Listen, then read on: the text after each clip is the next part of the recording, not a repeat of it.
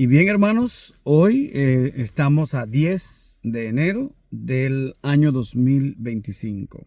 Todavía seguimos con vida y a la vez todavía, hermanos, seguimos orando por Cuba, por Haití, ¿verdad? Esos países, en especial por California, aunque no es un país, pero el estado de California con el fuego. Y de manera especial, hermanos, por Venezuela. La oración, hermanos, nunca sobra. Y número 2, la oración no cuesta nada. Entonces, nunca sobra y no cuesta nada. Por esa razón, hermanos, les pido que oremos en el nombre de Jesús. Oremos. Bondadoso Padre que estás en el cielo, a ti elevamos nuestra plegaria.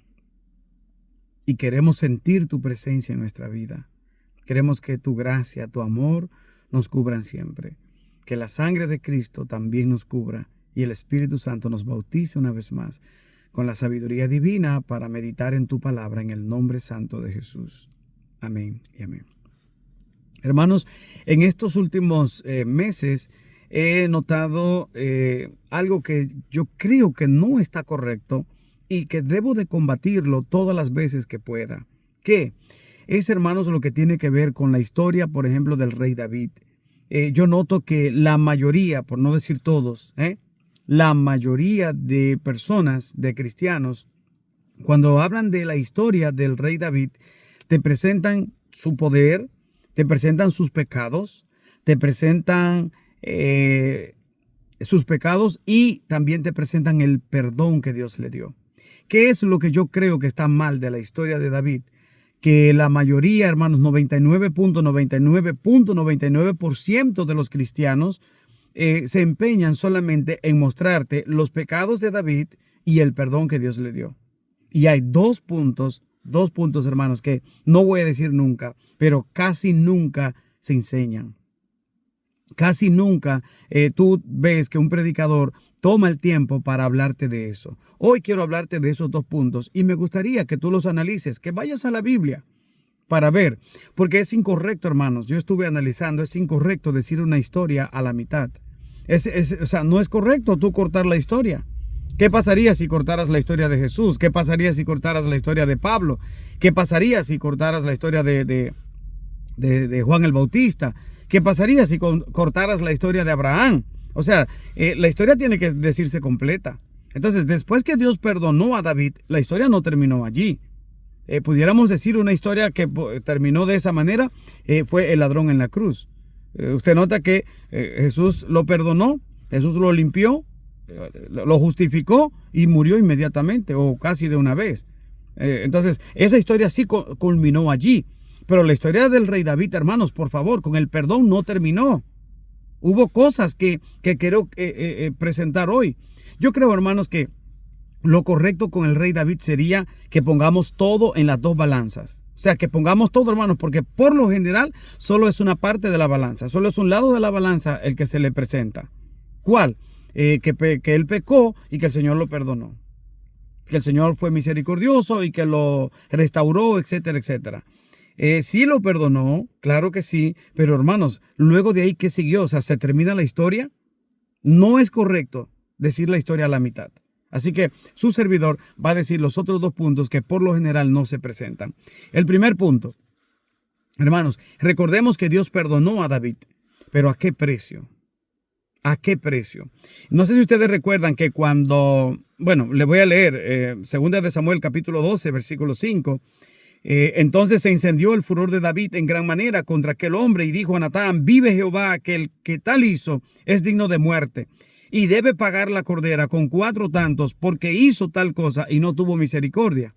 Aquí notamos entonces que David mismo está diciendo que el hombre que hizo eso tenía que morir y pagar con 4 tantos, exactamente lo que hizo. Ahora, ¿cuál es la parte, hermanos, aquí para analizar? Que cuando el profeta le dijo, tú eres ese hombre, ¿qué pasó entonces? David le dijo, ay, voy a morir. Dijo, no, Jehová te ha perdonado.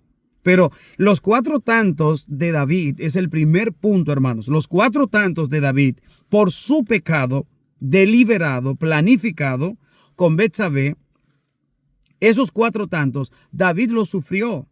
y fueron parte de las consecuencias de su pecado. Hermanos, que hay que decírselo a la gente para que la gente hoy, no, dirigentes, teólogos, toman a David como una excusa. No, pero el Señor perdonó a David. Oh, el Señor perdonó a David. Sí, pero número uno, David tuvo que sufrir 4 tantos. Él mismo se dijo, ¿cuántos tantos? ¿Ustedes sabían cuáles son esos 4 tantos? Primer tanto, se murió el hijo que tenía con Betsabé.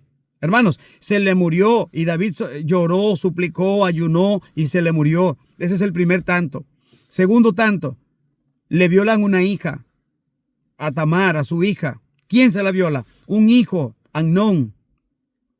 Tercer tanto, Absalón, entonces venga la deshonra de Tamar. ¿Y qué hace? Le quita la vida a Amnón. Ese es el tercer tanto. Y el cuarto tanto, hermano, ¿usted sabe cuál es? Que Absalón al final se subleva contra David. Se van a una guerra y ¿saben qué pasa? Le matan a Absalón. O sea, oigan, hermanos, David pierde 3 hijos después de su pecado y una hija violada. Entonces, ¿por qué es que no quieren enfatizar esa parte, hermanos? ¿Por qué? ¿Por qué no la quieren enfatizar? Es mi pregunta, con toda sinceridad. Siempre veo que hablan de David presentando que era un rey, que era todopoderoso, que él pecó, que cometió 30,000 millones de pecados y que al final el Señor lo perdonó. Y allí parece que la historia termina. Pero no te presentan un solo ápice de todos los sufrimientos que David tuvo que sufrir y que pasar, hermanos, para pagar el pecado que había cometido o los pecados que había cometido. Hermanos, ustedes no tienen idea, a menos que se te haya muerto un hijo, a menos que te hayan violado una hija, usted no tiene idea de lo que eso significa y no la puede tener. Y David tuvo que sufrir esas 4 cosas, aparte de las demás, porque es lo que le dijo el profeta, por lo cual ahora no se apartará jamás de tu casa la espada. Así que el profeta le dijo que la espada jamás se iba a apartar de la casa de David. ¿Qué le parece, hermano? Entonces, ¿qué le quiero decir con esto? Hermano, no es que usted se enfoque nada más en las consecuencias, pero hermano, no se ponga de libre, de muy suave a nada más presentar que pecó y el Señor lo perdonó. Ajá, y la otra parte de la historia, ¿por qué no la dicen? Y el último punto que yo siempre noto que lo esconden, siempre, de hecho yo creo que nunca he visto a nadie, a ningún predicador decirte que es cierto que David cometió un adulterio, pero es cierto que él se arrepintió, el Señor lo perdonó, sufrió consecuencias que nadie las quiere sufrir y peor aún, hermanos, o mejor dicho, mejor aún, David jamás volvió a reincidir en sus pecados. ¿Usted se ha puesto a pensar un minuto en eso? No, porque David cometió adulterio. Está bien, hermano. Usted quiere cometer adulterio. Eso es lo que usted quiere. Para eso que usted se está justificando. Vaya, cometa su adulterio. Pero recuerde que David sufrió consecuencias atroces.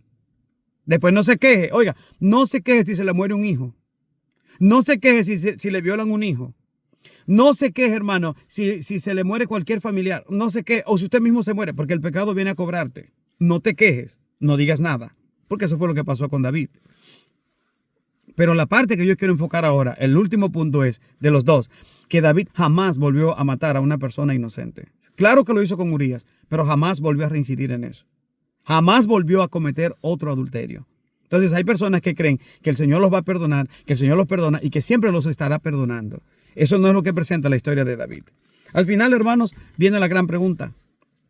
¿Qué te parece si te dan a ti todo el poder de David? Todo el poder. Y Dios te dice, te permito que cometas 50 millones de pecados y te voy a perdonar, al igual que David. Pero te voy a cobrar como le cobré a David y además de eso sabes que ya no puedes volver a caer en tus pecados porque si vuelves a caer como le hubiera pasado a David, se hubiera perdido para siempre. ¿Quisieras el poder de David? ¿Quisieras su historia? ¿Quisieras sus pecados? ¿Quisieras su perdón? Yo creo que sí. Todos nosotros creo que queremos eso. O si no todos, la mayoría. Pero no queremos las consecuencias. Y mucho menos queremos meditar en esa partecita de que David jamás volvió a reincidir en sus pecados. Si hubiese reincidido en sus pecados, se hubiera perdido para siempre. He buscado en la Biblia, estoy buscando todavía a una persona que pecó, el Señor lo justificó y lo perdonó y volvió a caer en los mismos pecados. Hermanos, estoy buscando ese texto. Si usted lo tiene, compártamelo. Así que, hermanos, pensando en esto, recordemos, Dios es misericordioso, Dios te perdona, pero tienes que sufrir las consecuencias y ya no puedes volver a cometer lo mismo. Que Dios te bendiga y que analices esta parte de la Biblia.